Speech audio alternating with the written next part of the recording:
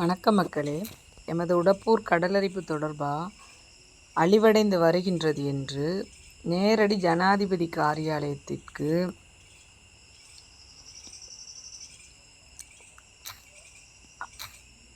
எங்களோட ஊர் ஃபோட்டோஸ்களை அனுப்பியிருக்குது.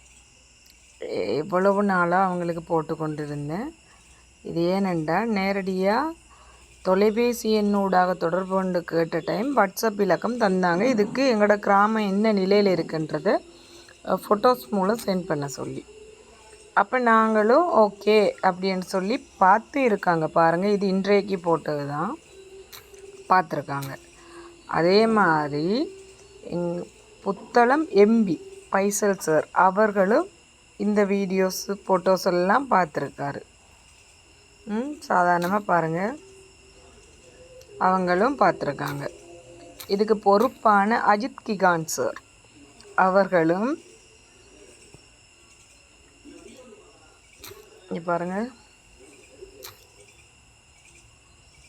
பார்வையிட்டு தான் இருக்காங்க.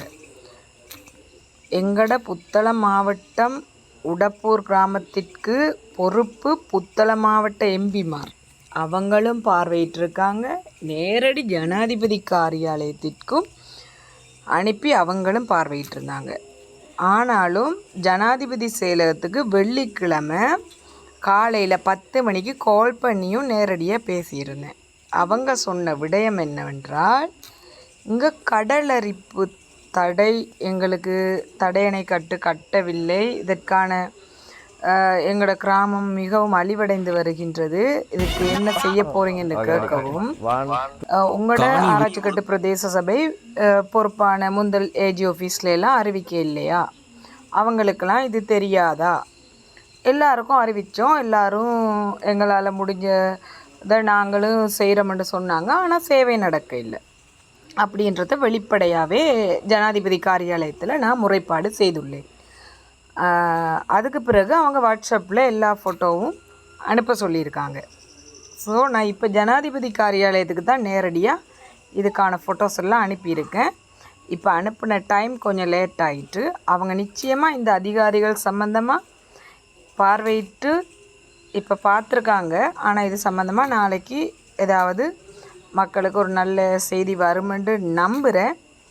பார்க்கலாம் என்ன செய்கிறாங்கன்னு. ஏன்னா ஊடகத்துறையினர்களுக்கும் இது சம்பந்தமாக ஜனாதிபதி ஊடகத்துறையினர்களுக்கும் ஃபோட்டோஸ்கள் அனுப்பியிருந்தேன். அவங்களும் ரிப்போர்ட்லாம் பார்த்துட்டு அவங்க நேரடியாக ஃபேஸ்புக்கில் அப்லோட் பண்ணியிருந்தாங்க, வீரகேசரிக்கு கொடுத்துருந்தாங்க. அதுக்கான டீட்டெயில்ஸ் எல்லாம் எனக்கு அந்த எழுத்து மிஸ் ஆகிருந்ததுக்கு திரும்ப நான் அதை ஸ்க்ரீன்ஷாட் அடித்து அனுப்பியிருந்தேன். உடப்பு கிராமத்துக்கு உடுப்பு அப்படின்ட்டு போட்டாங்கண்டு அதெல்லாம் செஞ்சு அவங்க திரும்பவும் மீடியாக்கள் ஊடகத்துறையினர்களுக்கும் வெளிப்படுத்தி இதுக்கு மேலே நாங்கள் என்ன செய்யலாம், அவங்களும் எங்களோட கிராம மக்களுக்கு உதவி செய்கிறதுக்கு ஊடகத்துறையினர்களும் முடிஞ்ச அளவுக்கு ஒத்துழைப்பு தாராங்க. அழிவடைந்து வர இந்த கிராமத்தை பார்த்து இந்த வரைபடத்திலிருந்து எல்லாமே. ஆனால் எங்களுக்கான நிதியும் ஒதுக்கப்பட்டிருக்கு. இந்த 200 மீட்டர் கருங்கட்பாதை வேலியை அமைத்து தாரத்துக்கு சுமாராக 32 மில்லியன் பணம் எங்களோட உடப்பூர் மக்களுக்காக 2024 ஒதுக்கியிருக்காங்க. 29க்கு வரைக்கும் இழுத்தடிக்கிறாங்க இந்த அரசாங்கத்தினுடைய சேவையாளர்கள், சேவை புரியும் அரச அதிகாரிகளும் இதற்காக கடமை புரியும் சேவகர்களும். எங்களோட மக்களுக்காக ஒதுக்கப்பட்ட நிதி 2024 11ஆம் மாதம் 30ஆம் தேதி 32 மில்லியன் ஒதுக்கியிருக்காங்க. இதுக்கான ஃபுல்லான இன்னும் சேவை 32 மில்லியனுக்குரிய சேவை எங்களோட கிராமத்தில் கிடைக்க இல்லை. இடைநிறுத்தி அவங்களோட சேவை போய்கொண்டிருக்கு. இதுக்கான தகுந்த நடவடிக்கை எடுக்காமல் 200 மீட்டர் கருங்கற்கள் பாதை வேலியாவது எங்களுக்கு அமைச்சு தராமல் பாருங்கள், உடப்புக்கண்டே ஒதுக்கி இருக்காங்க. உடப்புக்கு மட்டுமே 32 மில்லியன் ஒதுக்கியிருக்காங்க. இதுக்கான ஒழுங்கான சேவை 2024 ஸ்டார்ட் பண்ண மாதிரியே அவங்க 2024 11ஆம் மாதம் 30ஆம் தேதி ஸ்டார்ட் பண்ணி இருந்திருக்கே. இந்தளவுக்கு சொன்னபடி அவங்களோட சேவையை நிப்பாட்டி செய்யாமல் தொடர்ச்சியாக செய்து வந்திருக்கு. இந்தளவு கடலரிப்பு எங்களோட கிராமத்தை பாதுகாத்து இந்த பாதிச்சிருக்காது பாதிச்சிருக்காது. ஆனால் அவங்களோட சேவை வந்து இடைநிறுத்தி வழங்குவதன் காரணமாக மிகவும் பாதிப்புக்குள்ளாகி இருக்குது எங்களோட கிராமம். இந்தளவுக்கு பாருங்கள், வீடுகள் வந்து உள்ளே போகிற நிலையில் இருக்குது கடலரிப்பால். ஆனாலும் இது தொடர்பாக இன்னும் வந்து எங்களுக்கான சேவை வழங்காவிட்டால் நாங்கள் இனி என்ன செய்கிறது? மக்களாக எங்களால் முடிஞ்ச அணுகுமுறைகளை பின்பற்றி எல்லாருக்கும், அரச உத்தியோகத்தர்களுக்கும், அரச உயர் அதிகாரிகளுக்கும், பாராளுமன்ற எம்பிக்கு, ஜனாதிபதி காரியாலயத்துக்கு, கடல் தொழில் அமைச்சர் ஐயா அவர்களுக்கு மக்களால் இயன்ற முயற்சியை மக்கள் செய்து, எங்களால் இயன்ற முயற்சியை நாங்களும் சமூக வலைத்தளங்களூடாகவும் வெளிப்படுத்தி கேட்டுக்கொண்டு தான் இருக்கோம். ஆனால் இந்த சேவையை அவங்க தாமதிக்க எங்களோட உடப்பூர் கிராமம் மிகவும் அழிவடைந்து வீடுகள்லாம் உள்ளே போயிட்டு பாருங்கள், கடல் நீரில் போகுது.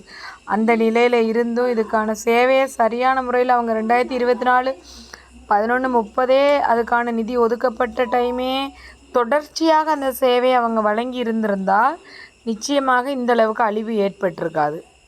அவங்க இடைநிறுத்தி கருங்கற்களை கொண்டு போட்டு சேவையை செய்யாத காரணத்தால் பாருங்கள், எத்தனை வீடுகள், மீன் வாடிகள், எங்களோட வீரபத்ர காளியம்மன் ஆலயம் இப்படி எல்லாமே போய்கொண்டிருக்கு. இங்கே பாருங்கள், ரோட்டுக்கும் எந்தளவுக்கு இது இலங்கை அரசின் ஊடாக போடப்பட்ட ஒரு கான்கிரீட் ரோட்டு, தார் ரோட், காபட் வீதி மாதிரி போட்டிருந்தாங்க. இப்போ அதெல்லாம் இப்போ கடல் தண்ணி வந்து இந்தளவுக்கு வீதியும் வந்து பாதிக்கப்படுது. இதனால் இந்த விடயம் தொடர்பாக இலங்கை அரசு எந்த வகையில் எங்கள் மக்களுக்கு உதவி செய்யுமென்றது இனி எங்களுக்கு நம்பிக்கையே இல்லாத அளவுக்கு வெளிப்படுத்துவதற்கு காரணம் கவர்மெண்ட் எந்த அளவுக்கு ஸ்பீடாக வேலை செய்யுது. நல்ல ஸ்பீடாக மக்களே நல்லா தெரிஞ்சு கொள்ளுங்கள். நல்ல ஸ்பீடாக வேலை செய்து இப்படி மக்கள் அழிய எவ்வளோ வீடியோ ஃபோட்டோ அனுப்புனாலும் அவங்கவுங்க பார்த்துட்டு அவங்கவுங்களோட வேலையை தான் பார்க்குறாங்களே தவிர எங்களோட மக்களை வந்து பார்க்க மாட்டுறாங்க. அழிவடைந்து வரும் பகுதிகளுக்கான சேவைகள் வழங்கப்பட மாட்டுது. நன்றி மக்களே.